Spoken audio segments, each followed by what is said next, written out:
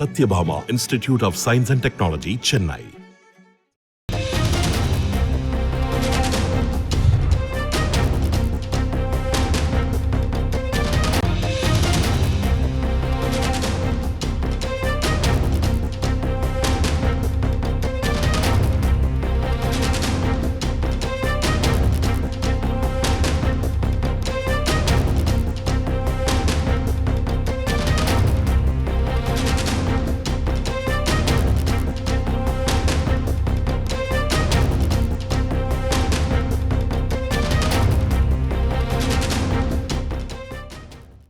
அண்மை செய்தி.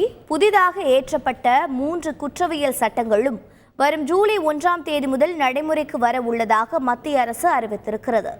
விவரங்களை செய்தியாளர் வெங்கடேசன் வழங்க கேட்கலாம். வெங்கடேசன், வணக்கம். இந்த 3 குற்றவியல் சட்டங்களின் விவரங்கள் என்னென்ன?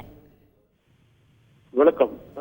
இந்திய தண்டனை சட்டத்துக்கு மாற்றாக பாரதிய நியாய சங்கீதா என்றும், குற்றவியல் நடைமுறை சட்டத்துக்கு மாற்றாக பாரதிய நாகரிக் சுரக்ஷா சமீதா என்றும், இந்திய சாட்சிகள் சட்டத்திற்கு பதிலாக பாரதிய சாட்சிய அதிநியம் என்றும் ஒரு புதிய பெயருடன் புதிய கிரிமினல் சட்டங்கள் என்பது நாடாளுமன்றத்தில் கடந்த டிசம்பர் 21ஆம் தேதி நிறைவேற்றப்பட்டன.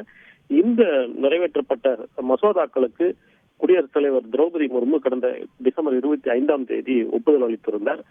இதனிடையே இந்த குறிப்பாக இந்த சட்டத்தில் இந்த இந்திய தண்டனை சட்டத்தின் கீழ் அந்த ஏற்கனவே வாகன ஓட்டுநர் விபத்தை ஏற்படுத்திவிட்டு தப்பிச் செல்லும் வழக்கில் 10 ஆண்டுகள் சிறை தண்டனை, 7 லட்சம் வரை அபராதம் விதிக்க வகை செய்யும் வகையில் சட்ட திருத்தம் என்பது மேற்கொள்ளப்பட்டது. இதற்கு எதிராக லாரி உரிமையாளர் சங்கத்தினர் கடந்த ஜனவரி மாதம் வேலை நிறுத்த போராட்டத்தில் ஈடுபட்டனர்.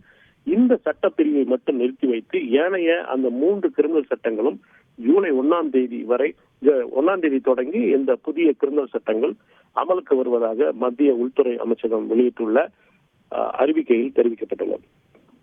தகவல்களை வழங்கியதற்கு நன்றி Venkatesan. Satyabhama Institute of Science and Technology, Chennai.